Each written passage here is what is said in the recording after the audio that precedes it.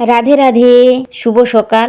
তোমরা সবাই কেমন আছো? আমরা তো সবাই ভালোই আছি আর আশা করি তোমরা সবাই ভালোই আছো। আজকে শুরু করলাম জল ভরার সময় থেকে। তারপরে জলটা ভরে চলে আসলাম উপরে বেডরুমে আমার বিছানাটা ঠিক করতে। তো বিছানার বেডশিটটা চেঞ্জ করে নিচ্ছি। আগের বেডশিটটা তো ধুয়েই নিয়েছিলাম, এটাও ভাবলাম সার্ফতে দেবো। আর নিচে যেটা পাতা ছিল, আমি যে দুটো করে পাতি, ভাবলাম এটা দুদিন পাতা থাক, তারপরে ওটা সার্ফতে দেবো, কারণ শুধু শুধু তুলে সার্ফ কেন দেবো। তো সেই জন্যে ওটাকে ভালো করে আজকে পেতে নিচ্ছি, কারণ ওটা দুদিন শোয়ার পর তারপরেই ধুবো। যাই হোক, এটাকেও ভালো করে পেতে নিচ্ছি। পেতে নেওয়ার পরে আমি বালিশের কভার টোভারগুলোও পরিয়ে নেবো। আর দেখো, আমার বালিশ, ব্ল্যাঙ্কেট, পুতুল সবগুলো দেখো আমি জানলায় রেখে দিয়েছি, কারণ নিচে রাখলে পরে বিছানাটা যখন ঝাড়বো ধুলোগুলো ওর উপরেই পড়বে, আবার ওগুলোকে ভালো করে ঝেড়ে পাট করে রাখতে হবে। তো সেই জন্যে আমি কি করি, ওই জানলার মধ্যেই রেখে দিয়ে চলে আসি। হ্যাঁ, আবার একবার উঠতে হবে ঠিকই, তখন পাটা মুছে চলে গেলে পরে ধুলোটা তো হয়তো পড়বে না, সেই জন্যই ওখানে রাখি। আর শীতকালে জানো তো ওখানেই রেখে দিতাম, ভালো করে একটু ছড়ি ছিটি দুটো জানলায় রেখে দিলে পরে বিছানাটাও রোদে লেগে যেত, আর বালিশগুলো, বালিশ ব্ল্যাঙ্কেট ওগুলো সব রোদে লেগে যেত। যাও, এখন তো আর গরমকাল, ওখানে রাখা যাবে না, তেতে যাবে, সেই জন্যে বিছনায় রেখে দিলাম। আর আমি যে উঠে গিয়েছিলাম বলে পাটা মুছে গেল, তারপরেও আবার ভালো করে একবার ঝেড়ে নিচ্ছি। ঝেড়ে নিয়ে তারপরে নিচে চলে যাব। আর নিচে এসে দেখলাম যে আমার বর জুস করে ফেলেছে, বিটের জুস। তো সেটাই খেয়ে নিচ্ছি। খেয়ে নেওয়ার পর অন্যান্য কাজ করব। আমরা তো চা খাই না, তো চায়ের বদলে যে বিটের জুস, মাঝে মাঝে অন্যান্য জুস খাই। অন্যদিন আমলকির জুস, আর যখন যেদিনে যেমন সিজন থাকে তখন সেই জুসটা খেয়ে অন্যান্য কাজ করি। তারপরে এই যে কাপড় মিলতে চলে গেলাম। আজকে আর ছাদে গেলাম না, নিচেই মিলে দিলাম। কাপড় চুপড় মিলে দিয়ে আলু কাটতে বসে পড়লাম, কারণ মুড়িটাও খেতে হবে, মুড়ি, সেই জন্য মুড়ি খাওয়ার জন্য একটা কিছু করছি। হ্যাঁ, প্রথমেই যেসব বোনেরা আমাকে ভালোবেসে আমার ভিডিও দেখে তাদেরকেই বলছি, কারণ আজকের ভিডিওটা অন্য দিনের তুলনায় একটু বড়ই হচ্ছে। দুদিনের ভিডিও একসঙ্গে আমি দিয়ে দিচ্ছি। সোমবারে সকাল থেকে মঙ্গলবারের রাত পর্যন্ত ভিডিওটা আছে। তোমরা যদি বিরক্ত হও সেটা আমাকে বলো, তাহলে আগে আর এরকমটা কোনোদিন করব না। যাই হোক, তারপরে আমার আলু কাটা হয়ে গিয়েছে। আলু কেটে ভাজা করে মুড়ি খেয়ে দিয়ে রান্না করতে চলে আসলাম। এই যে চাল নিয়ে নিচ্ছি, রান্না করব। আর কেউ না যদি বিরক্ত হও, যে বিরক্ত হবে সেও কমেন্ট করো, আর যে বিরক্ত না হও, যে ভালো লেগেছে সেটাও কমেন্ট করো, তাহলে আমার ভালো লাগবে। সবাইকেই বলছি। আমার কথা বলতে বলতে আমি রান্নাও বসে দিয়েছি। আর এটা রান্না করছি খাসির মাংস, পেঁয়াজ ভাজা করে মশলা কষছি। আর একটা কথা বলি, তোমাদেরকে যদি আমাকে একটুও ভালো লাগে তাহলে প্লিজ সাবস্ক্রাইবটা করে নিও। হ্যাঁ, জানো তো আমার ভিডিওটা কেন এত দেরি করে করে আসছে? কারণ যেই বন্ধুটা আমার ক্যামেরা ধরতো তার হাতে চোট পেয়েছে, চোট বলতে একবারেই ভেঙে গিয়েছে। তো সে আমার ফোন ধরতে পারছে না, সেই জন্যে আমি ভিডিও ঠিক করে করতে পারছি না। তারপরে তো আবার আমাদের এখানে পুজো, মানে মা শীতলার পুজো যে হচ্ছে। আগে তো গ্রামে একটা করে গ্রামে বক্স চলতো, বক্স সেট চলতো পুরা। এখন চলছে প্রত্যেকটা পাড়ায় বক্সের সেট চলছে, তো কান পাতার দায় হয়ে যায়।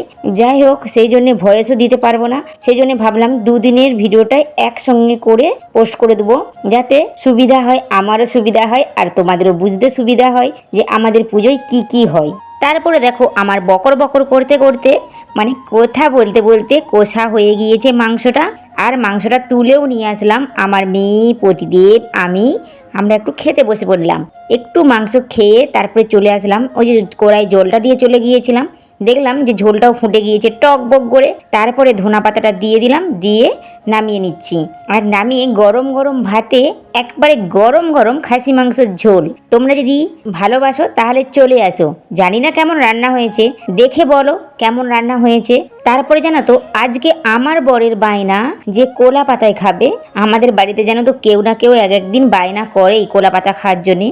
তারপরে তো কোলা পাতায় সকলের জন্য ভাতটা বেড়ে নিয়ে খেতে বসে পড়লাম। সে খেতে খেতে বলছে, জানো ব্যাঙ্গালোরের ওইদিকে জানো তো কেরালাতে এখনো পর্যন্ত থালার উপরে কোলা পাতা দিয়েই খায়। তো আমি বললাম যে হ্যাঁ, আমিও ফোনে দেখেছি। তো এসব কথা বলতে বলতে খাওয়া দাওয়া করে নিলাম, করে চলে আসলাম বাসন ধুতে। বাসনপত্র সব ধুয়ে নিয়ে গুছিয়ে ভালো করে রেখে দিলাম। তারপরে এই যে বাইপাসে করে ওখানটাতে জলটা টেনে নিলাম। টেনে নেওয়ার পর গ্যাস চুলাটাও ভালো করে মুছে নিচ্ছি, কারণ এটাও তো দরকার, পরিষ্কার পরিচ্ছন্ন রাখতে হবে। তো গ্যাস চুলাটাও মুছে নিচ্ছি। মুছে নেওয়ার পরে চলে যাব একটু রেস্ট নিতে বেডরুমে। তারপরে জানো তো 1 ঘন্টা রেস্ট নেওয়ার পর গা হাত পা ধুয়ে এই যে চলে আসলাম। বিকালের কিছু কাজ করেছি আমার, মানে গোপালের কাজ, সেসব করে ওখান থেকে একটু তুলো নিয়ে চলে আসছি।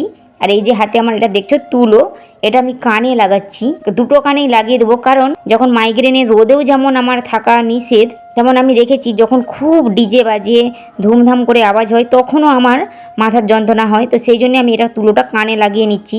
আগে তো বিয়ের সময় মানে বিয়ের পরে এসে দেখতাম যে প্রত্যেকটা গ্রামে আমাদের এখানে বক্স চলতো।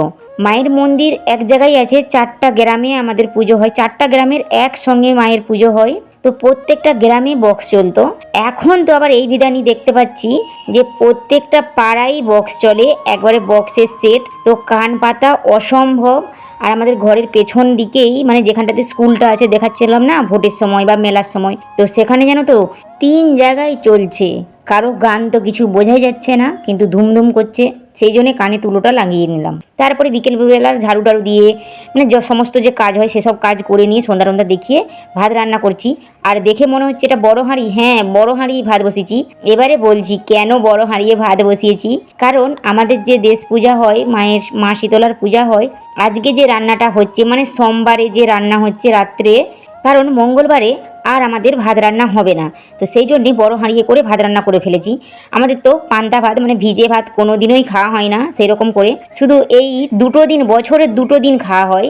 এক হচ্ছে যে আমাদের দেশ পূজায় মানে শীতলা মায়ের পূজায়, আর একদিন যখন সে রান্না পূজা হয় তখন, না হলে তো খাওয়া হয় না। যাই হোক, ফ্যানটা ঝরিয়ে নিয়ে ভাতটা বেড়ে নিলাম, আর মাংসের ঝোলটাও গরম করে নিয়েছি, তো সেটা দিয়েই খাওয়া হবে। তারপরের দিনে তো জানোই একাদশী আছে, সেই জন্য আমাদের যা রান্না সব আজকেই খেয়ে নিতে হবে, মানে মাংসটা। আর ভাতটা নিরামিষ করেছি, তো সেই জন্য ভাতটা থাকবে, ওতে মাংস লাগানো হয়নি, কারণ সেদিনে না যদি মঙ্গলবারে ভাতটা খাই তো পরের দিনকেও আর ভাতটা পাবো না, সেই জন্যই পান্তাটা করেছি।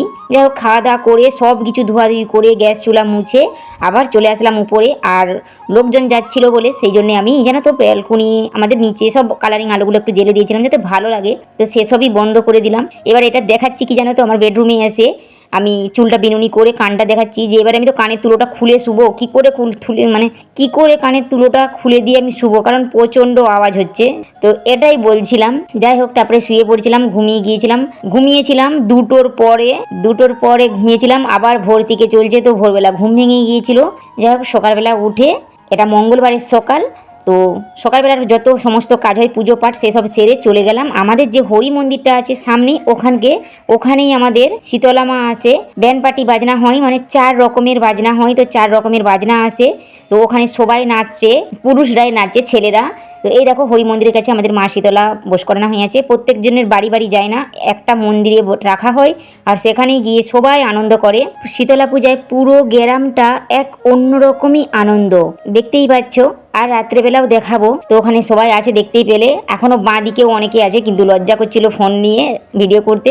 আমাদের মনের মধ্যে মনটাই নাচে, সেটাই আনন্দ হয়। আর যখন খুব খুশি হই, মনে আনন্দ হয়, আমার মনে হয় যে প্রত্যেকটা গৃহিণী যখন বেশি খুশি হয় তখন মন দিয়ে সে রান্না করে আর তরকারি সুস্বাদু হয়, সেটা আমার শুধু মন্তব্য, আমি আর অন্য কারো বলতে পারবো না। যাই হোক, তারপরে যে পূজা পাঠ দেখে নিলাম, তোমরা যদি বিরক্ত হয়ে থাকো বড় ভিডিওটা দেখে আমাকে বলো। তো যাই হোক, ওটুকুই দেখালাম, তারপরে চলে আসলাম ঘরে। আজকে যেহেতু রান্না বান্নার কিছুই নাই, তো বেডশিটটা কালকে তুলেছিলাম, ধোয়া হয়নি, তো সাথে সাথে মশারিটাও ভাবলাম একটু সার্ফ দিয়ে দিই, তো ওগুলোই সার্ফ দিয়ে দিচ্ছি। চলো, রান্নার যখন নেই এটা করি ওটা করি, রান্না না থাকলেই বরং উল্টে অনেক কাজ হয়ে যায়।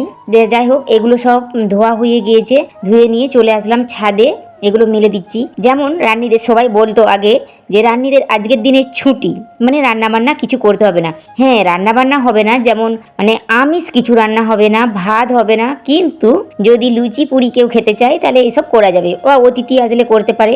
আমাদের এখানে জানো তো পুরো আশেপাশে 4টা গ্রাম মিলে যে একটা শীতলা মায়ের পুজো হয়, তো সেখানে জানো তো সবাইদের বাড়িতেই আত্মীয় ভর্তি, তো তাদের বাড়িতে নিশ্চয়ই লুচি পুরি হচ্ছে।